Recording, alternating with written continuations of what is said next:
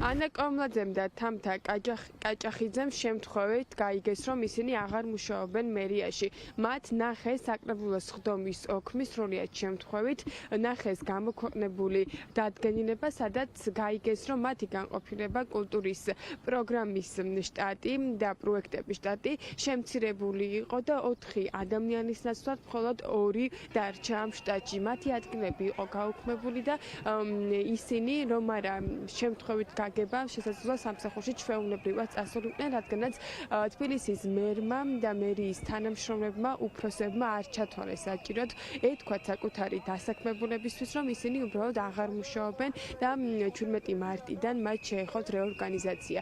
თავად გათავისუფლებული ყოფილი თანამშრომლები აცხადებენ, რომ რეორგანიზაცია მოხდა სრულიად უსაფუძვლოდ, არანაირი რეალური საფუძველი ამას არ ქონია და ცხადია ეს იყო პოლიტიკური გადაწყვეტილება გამომდინარე იქიდან, რომ კომლაძეც და კაჭახიძეც ღიად გამოხატავდნენ საკუთარ პოზიციას ქვეყანაში მიმდინარე პროცესებთან დაკავშირებით. ისინი აკრიტიკებდნენ ხელისუფლების გადაწყვეტილებას, მათ შორის საუბრობდნენ რუსულ კანონზე და იმ სადამშრომლო ღონისძიებებზე, რასაც ოცნება მიმართავს აქტივისტების წინააღმდეგ, განან მათ შორის აქციებზეც და ცხადია გადაწყვეტილება იმის შესახებ, რომ კულტურის პროექტების და პროგრამების შტატი უნდა შემცირდეს 2 ადამიანით, უკავშირებენ სწორედ მათ პოზიციონირებას.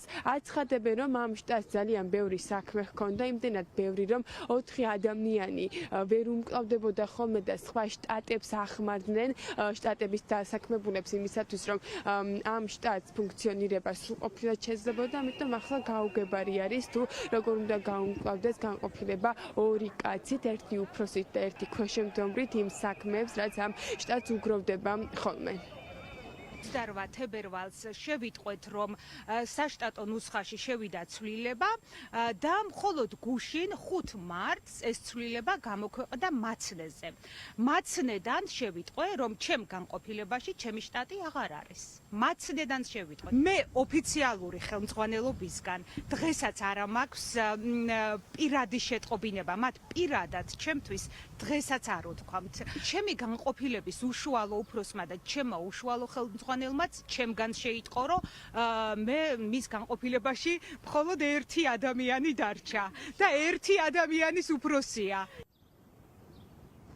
ჩვენ ვესაუბრეთ კულტურის პროექტებისა და პროგრამების შტატის ხელმძღვანელს და მას ვკითხეთ, თუ რატომ შემცირდა შტატი. განაცხადა, რომ ამის შესახებ ინფორმაცია არ ქონია, შესაბამისად ეს ადასტურებს იმას, რომ გადაწყვეტილება მიიღეს ისე, რომ საერთოდ არ დაეკითხნენ შტატის უფროსს შტატის საჭიროებების და განყოფილების საჭიროებების შესახებ, ამიტომ კომლაძე და კაჭახიძე დარწმუნებულები არიან, რომ ისინი რეპრესიებს შეეწინნენ იმის გამო, რომ მათ გააჩნიათ საკუთარი აზრი და აკრიტიკებდნენ ხელისუფლებას ბოლო დროს განვითარებულ მოვლენებთან დაკავშირებით.